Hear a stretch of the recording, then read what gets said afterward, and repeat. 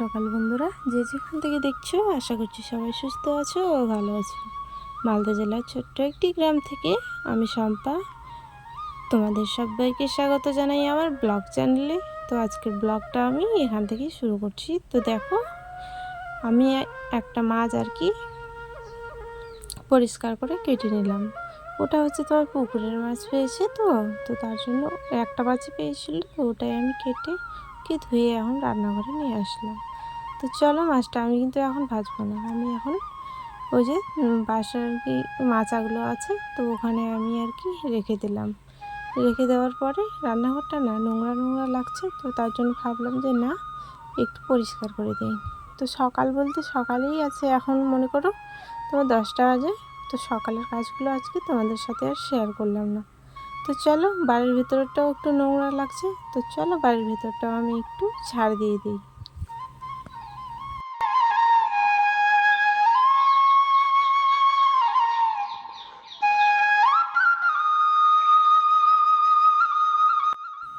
তো ঝাড় দিতে দিতে এটা তো আমি বাড়ির ভিতরে ঝাড় দিচ্ছি, আর জানো তো বাইরে হচ্ছে ঝাড়া এখন আমি আর কি দিতে বের হলাম। তো ওখানে মা বাবা মেয়ে সবাই বসেছিল, আর তারপরে আমি স্নান করে আর কি পুজো দেবো। তো তার জন্য ফুল তোলা বাকি আছে, আমি ভাবলাম যে আগে ঠাকুরকে আর কি আমি স্নান করিয়ে দিই, তারপরে আমি ফুল তুলে নিয়ে আসবো। তো ঠাকুরগুলোকে আমি স্নান করে দিলাম, তারপরে এখন আমি চলে আসলাম ফুল তুলতে। তো দেখো, গাছে না জবা ফুলগুলো অনেক হয়েছে, আর আমার যদি ফুল অনেক হয় তাহলে পুজো দিতে আমার খুব মজা লাগে আর ভালো লাগে, জানো তো, যেন মনে হয় যে ফুল দিয়ে সাজিয়ে রাখি। তো এই যে জবা ফুল পেলাম, ভালো কয়েকটা পেয়েছি, আর অন্য ফুল পেলাম না। বাড়িতে তোমার নিত্যমালতীর গাছ আছে, তো ওখান থেকে আমি কয়েকটা ফুল নিয়ে নিলাম, কারণ তোমার জবা ফুল না সবাই আর কি নেয় না, ঠাকুর আর কি নেয় না, তো তার জন্য ওদেরকে আমি দিই না, শুধু মাকে দিই, আর হচ্ছে আরেকটা মা আছে ওকে দিই। তো চলো, এখন আমি আর কি পুজোটা সম্পূর্ণ করব উলুধ্বনি দিয়ে আর শঙ্খধ্বনি দিয়ে। সব কিছু আমার হয়ে গেছে, শুধু এখন উলুধ্বনি দেবো, তাহলে আমার হয়ে যাবে। তো চলো বন্ধুরা, আমার চ্যানেলে যদি কোনো নতুন বন্ধুরা এসে থাকো, তাহলে তোমাদের অনেক স্বাগত জানাই আমার ব্লগ চ্যানেলে। আর আমার ভিডিও যদি এরকম ভিডিও দেখতে চাও, তাহলে অবশ্যই আমার চ্যানেলটাকে সাবস্ক্রাইব করে আমার পাশেই থেকো। তো চলো, আমি শঙ্খধ্বনিটা দিয়ে দিই।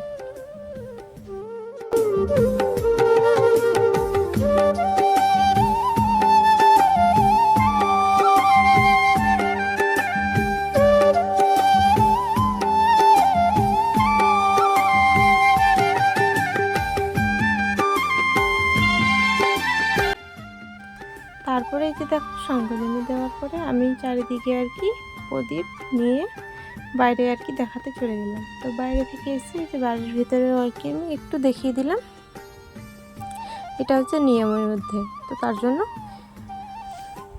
প্রদীপ, তারপর ধূপকাঠি যত কিছু আছে, আর ধুনুচিটা আমি পরেই আর কি নিয়ে যাব। গরম হয়ে গেছে, তো ভাবলাম যে না, ওটা পরেই নিয়ে যাব। তো এই যে পুজো দেওয়ার পরে আমি খাওয়া দাওয়া করব, অনেক কাজ আছে জানো তো, দুপুরবেলা ভাত রান্না করার আছে। তো চলো, এইদিকে দেখো, যাই হোক, ধনুচিটা নিয়ে আর কি আমি বাইরে চলে গেলাম। বাইরে থেকে দেখিয়ে এসে আমি বাড়িতে ঠাকুর ঘরে আর কি রেখে দেব। তারপর তোমার প্রণাম করে আমার পুজোটা আমি সম্পূর্ণ করব। তো চলো বন্ধুরা, আজকের ভিডিওটা তোমাদের কেমন লেগেছে অবশ্যই কমেন্ট করে জানিও। তো চলো, সবাই সুস্থ থেকো, ভালো থেকো, এটাই আমি ভগবানের কাছে প্রার্থনা করবো, যেন তোমরা সবাই সুস্থ থাকো আর কি। তো চলো, আমি এই যে ঠাকুর ঘরের আর কি গেটটাও লাগিয়ে দিলাম। আর এইদিকে জানো তো, আমার চুলগুলো ভেজা ভেজা হয়ে আছে, তো তার জন্য একটু আমি চিরুনি করে নিচ্ছি, আর সিঁদুরটা পরে নেবো, কারণ তোমার পুজো দেওয়ার আগে সেগুলো আর কি করা আমার হয়নি, তাড়াহুড়ো করে দিলাম পুজো, তার জন্য আর কি। তো চলো, চুলটা আমি আঁচড়ে নিলাম, এখন আমি আর কি বেঁধে নেব। তো চলো, এখানে তোমার টিপ ছিল, টিপটা পরে নিলাম, আর একটু কপালে সিঁদুর ঠিকিয়ে দেবো, তাহলে আমার হয়ে গেল। তো চলো বন্ধুরা, আজকের ভিডিওটা আমি এখানেই শেষ করছি।